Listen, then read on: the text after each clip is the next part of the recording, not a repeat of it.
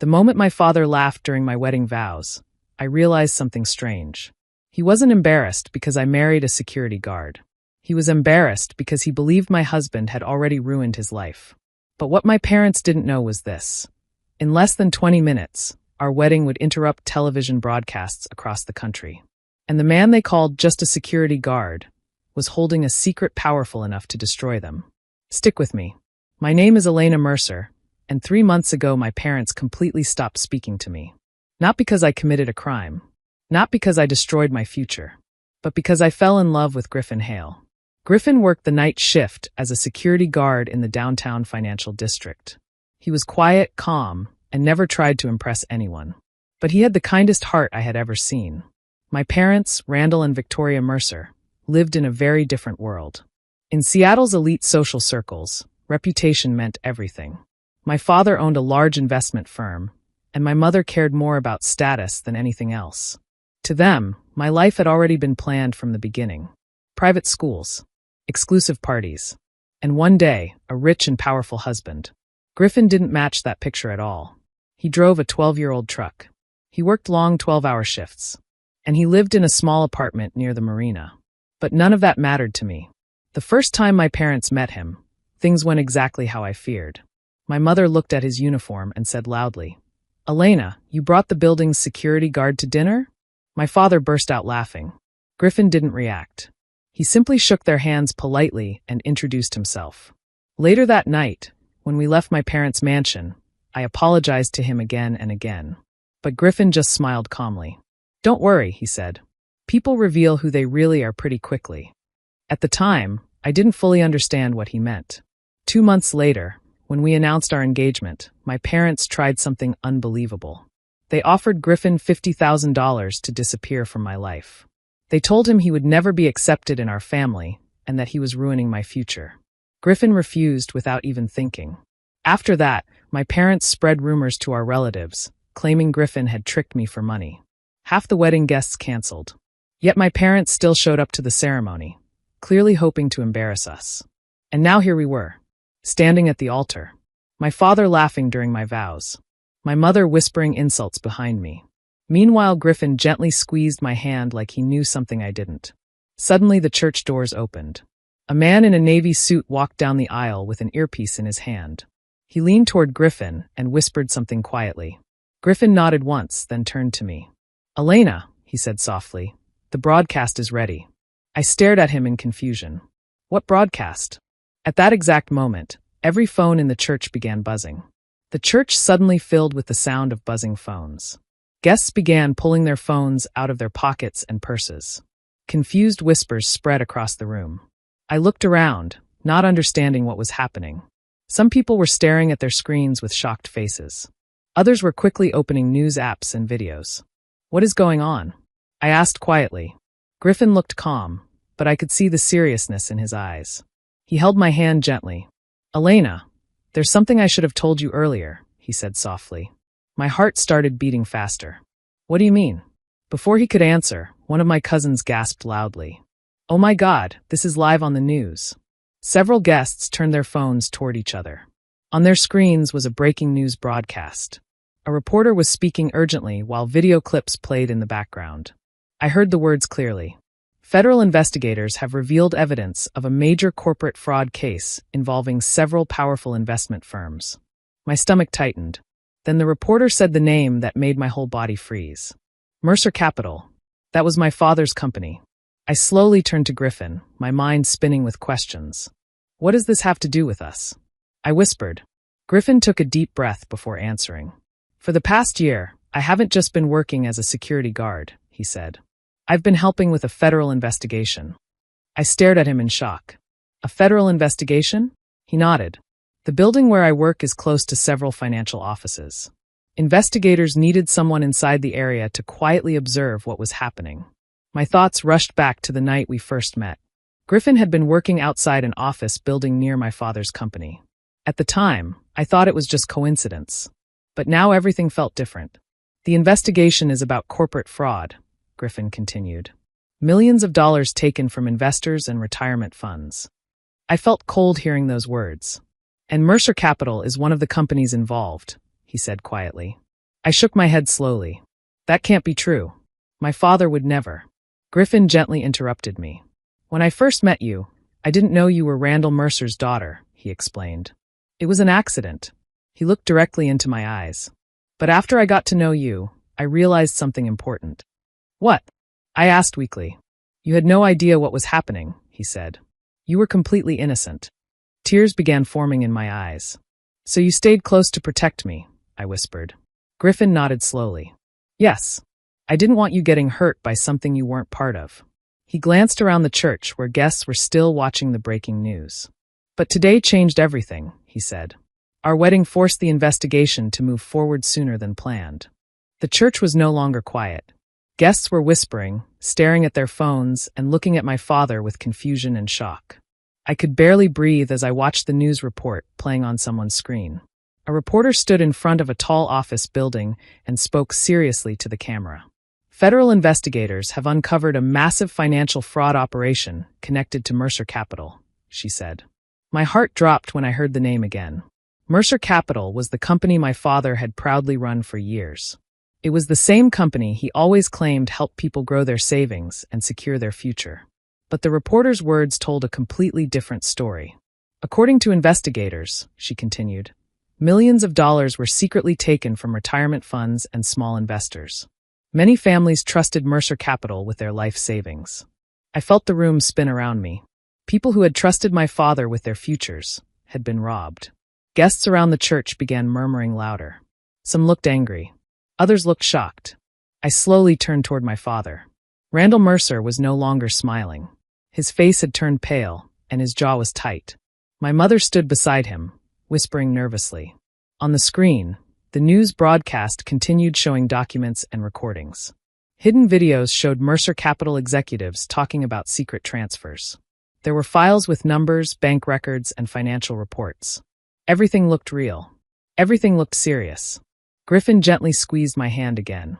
For months, investigators have been collecting evidence, he said quietly. I looked at him with tears in my eyes. You knew about this the whole time? I asked softly. He nodded slowly. I was working inside the area as security so I could observe what was happening in the building, he explained. That allowed the investigation team to gather information without drawing attention. For months, Griffin had been watching, recording, and helping build a case, all while pretending to be a simple security guard. The investigators needed solid proof before revealing anything, he continued. I tried to process everything. But why today? I asked. Why reveal it during our wedding? Griffin glanced toward the guests who were still watching the news on their phones. Because your father was about to move the money, he said. What do you mean? Next week he planned to transfer the stolen funds to offshore accounts overseas, Griffin explained.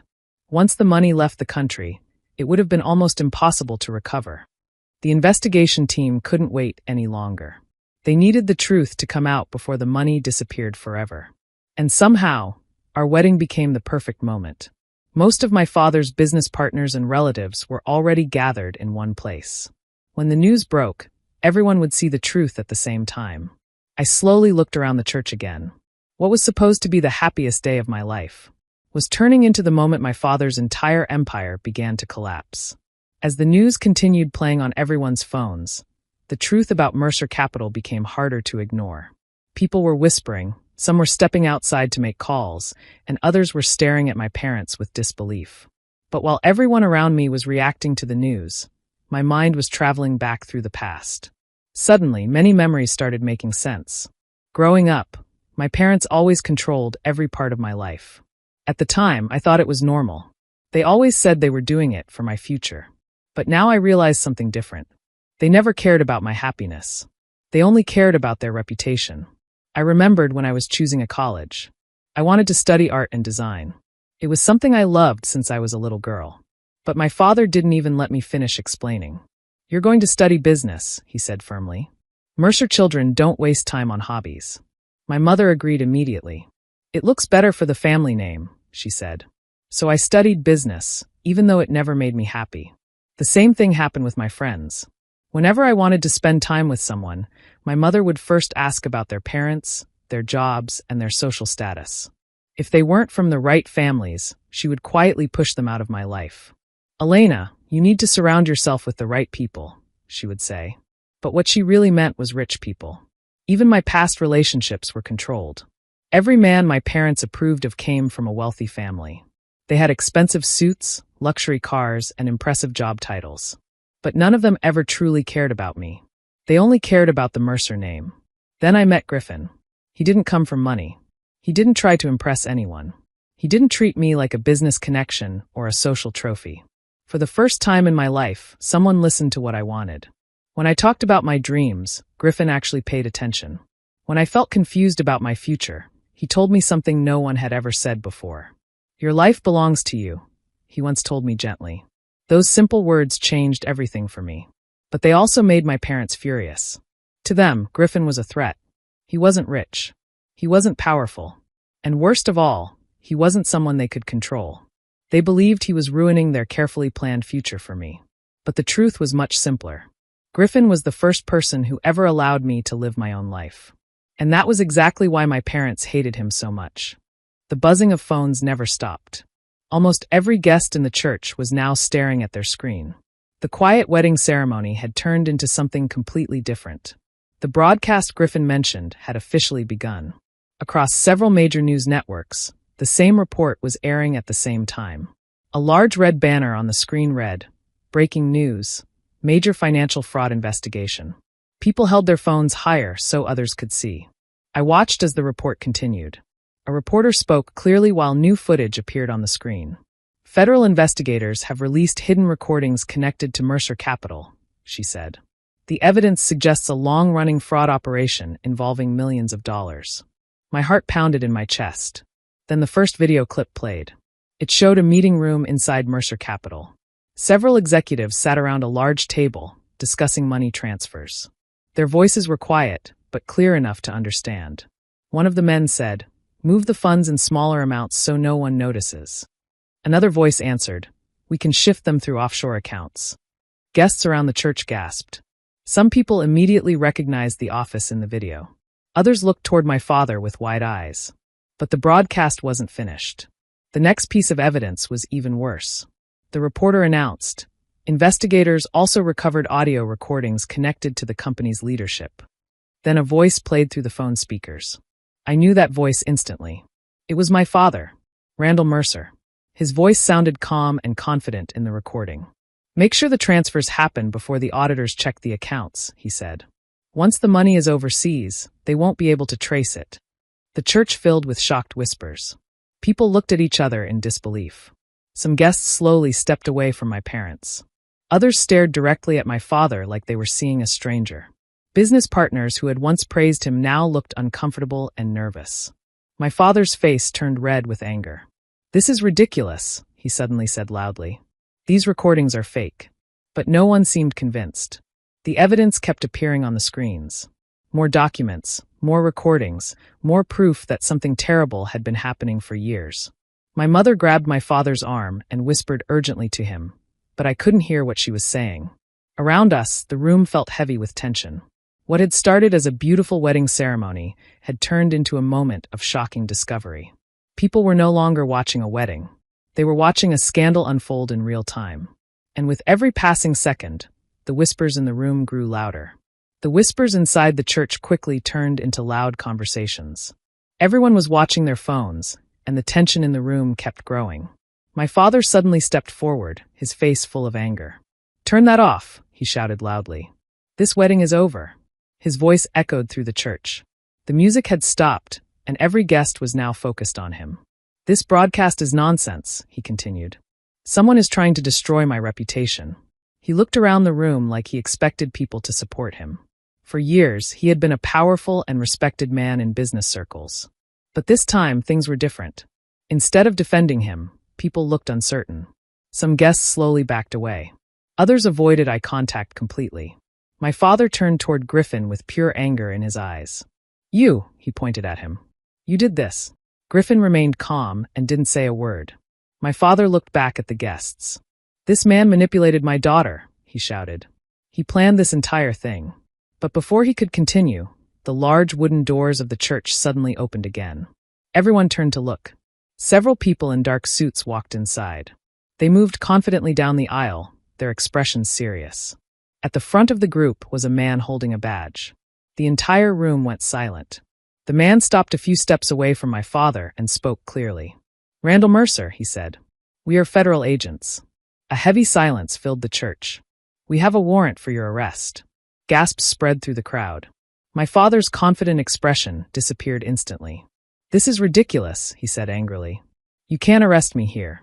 But the lead agent continued calmly. "You are under arrest for fraud, conspiracy, and multiple financial crimes." The agent stepped forward and gently but firmly took hold of my father's arms. Guests watched in complete shock as the powerful businessman who once controlled everything was now being escorted away. My mother suddenly screamed. "This is a lie!" Victoria Mercer shouted. "That man manipulated our daughter." She pointed angrily at Griffin. "He tricked her into this. He's the one behind everything." Some guests looked confused, but the lead investigator shook his head. "No, ma'am," he said calmly. He looked around the church so everyone could hear him. "This investigation has been building for nearly a year." Murmurs spread across the room again. "Your husband's financial activities have been under review for months," the agent continued. My father struggled slightly, but the agents held him firmly. For the first time in my life, Randall Mercer looked powerless. The man who had always controlled every situation was now being led out of the church in handcuffs, while everyone watched his public collapse. The church doors closed behind the agents as they escorted my father outside. For a moment, no one moved. The room felt frozen in shock. I stood at the altar, still trying to understand what had just happened. Randall Mercer, my father, had just been arrested in front of everyone. Guests whispered quietly, some shaking their heads, others staring at the floor. My mother stood a few steps away, her face pale and angry. Then one of the investigators walked back toward me and Griffin. His expression was calm but serious. "Miss Mercer," he said gently, "there's something important you should know." My chest tightened. "What is it?" I asked. He hesitated for a moment before speaking. "Part of the investigation revealed several financial plans your parents were preparing." I didn't understand what he meant. "What kind of plans?" The investigator glanced at the guests around us before continuing. "Your parents were preparing to move large amounts of money into offshore accounts." That didn't surprise me anymore. After everything I had just learned, it sadly made sense. But then he said something that hurt even more. "Those transfers included the funds that were supposed to be your inheritance." I blinked in confusion. "My inheritance?" He nodded. "According to the documents we recovered, the money would have been placed under accounts fully controlled by your parents." I felt my stomach drop. "But that money was supposed to be in my name," I said quietly. The investigator sighed. "On paper, yes," he explained. "But in reality, you would have had no access to it." My mind raced as the truth slowly settled in. All those years my parents talked about protecting my future.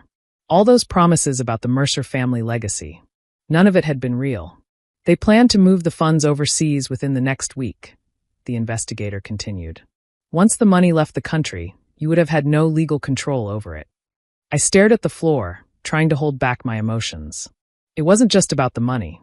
It was about the betrayal.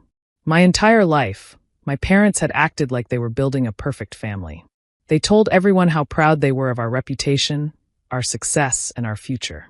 But behind the scenes, they were hiding secrets, lies, and crimes. Even their own daughter wasn't safe from their manipulation. Griffin quietly stepped closer to me and gently held my hand. For the first time that day, I realized something painful but important. The perfect Mercer family, that everyone admired, had never truly existed at all. After the chaos in the church, I pulled Griffin aside. My heart was still racing, and my mind refused to stop spinning. The wedding had turned into a disaster for my parents, but for me, it was a mix of shock, relief, and confusion. I looked at him, my voice trembling. "Griffin, I need to know the truth." He looked at me with calm eyes, waiting. "Did you marry me because of the investigation?" I asked finally. The question had been haunting me since the moment the broadcast began. Griffin took a deep breath. "Elena," he began softly, "I need you to understand everything clearly." I nodded. My chest tightened with anticipation. "The investigation is how we met," he admitted. "I was working security near your father's office. That's where I first saw you. But it wasn't about you back then, it was about the job, about protecting evidence."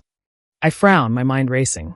"But," he continued, reaching for my hand, "the reason I stayed, it wasn't because of the investigation.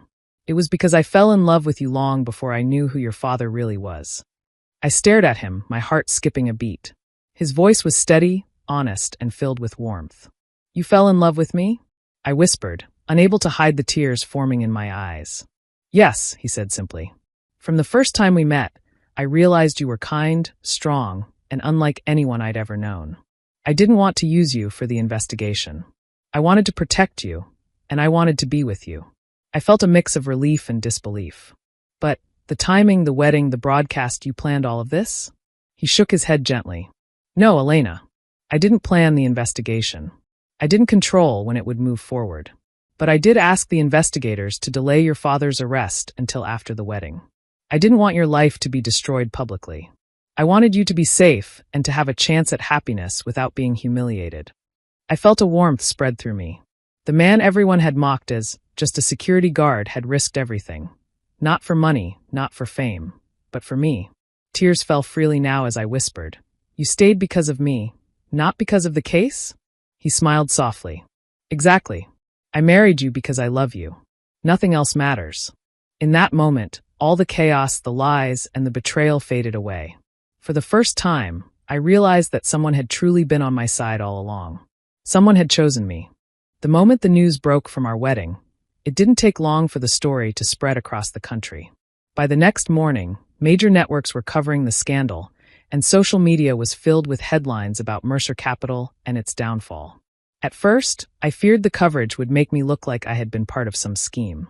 After all, my father's empire had collapsed in front of everyone, and my name was tied to it. I worried people would see me as a naive daughter who had been manipulated, or even as someone complicit. But instead, something unexpected happened. People began focusing on the truth, on what had really occurred. They saw that I had been completely unaware of my father's illegal actions. The narrative shifted from scandal to admiration. Headlines called me the daughter who helped expose one of the largest financial fraud cases in the region, and praised my courage for standing by the truth, even when it was painful. And then there was Griffin. People everywhere were reading stories about the man who had been dismissed as just a security guard. They learned he had risked his career, his safety, and his reputation to protect me and to help the investigation succeed. Social media exploded with praise for him, with comments calling him a hero, a man of integrity, and someone who valued doing the right thing above all else. Even strangers reached out online, sending messages of support and admiration.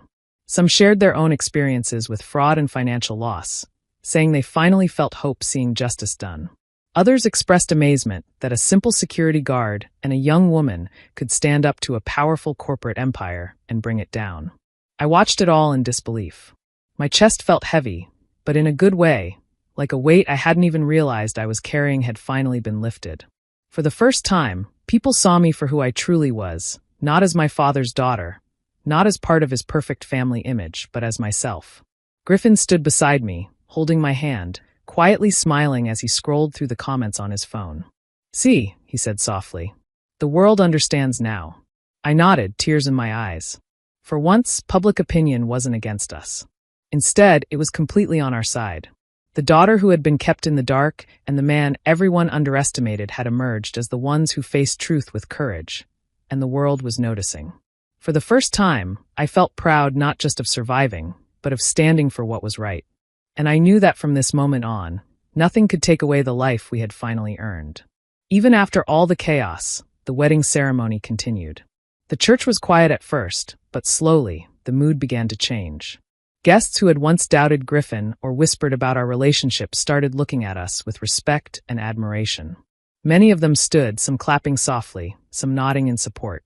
It was like the shock of the scandal had given way to understanding. People now saw what Griffin had truly done, not just as my partner, but as someone brave enough to risk everything for justice. I took a deep breath and looked at him. Griffin gave me a small, reassuring smile. I felt stronger with him by my side, ready to finish what we had started together. When it was my turn to speak, I finished my vows without interruption. The words flowed naturally this time, full of hope, love, and the promise of a future that I could finally call my own. The church felt warmer, and for the first time, I noticed genuine smiles all around.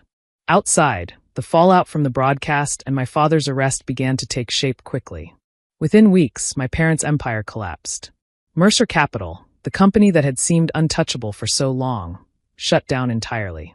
Investors recovered some of their money, and the fraud cases moved forward in court. My father faced the consequences of years of lies and manipulation. The man everyone had mocked as just a security guard suddenly became the hero of the story. Griffin, who had quietly worked behind the scenes to expose corruption, had brought down a powerful financial dynasty. But it wasn't wealth or fame that made him remarkable. It was his integrity, his courage, and his love, not only for me, but for justice itself. As the ceremony ended and guests offered congratulations, I felt something I had never felt before. Not anger, not revenge, not bitterness. Instead, I felt free. For the first time in my life, I was living for myself, not for my parents' expectations or their lies. I could make my own choices, follow my own dreams, and finally trust the people who truly cared about me. Griffin squeezed my hand gently, and I smiled. The wedding had begun as a moment of humiliation and betrayal, but it had ended as justice. And more importantly, it had ended with me finally in control of my own life. For the first time, I wasn't just surviving, I was truly free. If you enjoyed Elena's story, remember that integrity and courage can make a real difference. Always question situations that don't feel right, research financial and legal matters carefully, and never let appearances fool you. Stand up for what is just and protect yourself and your loved ones.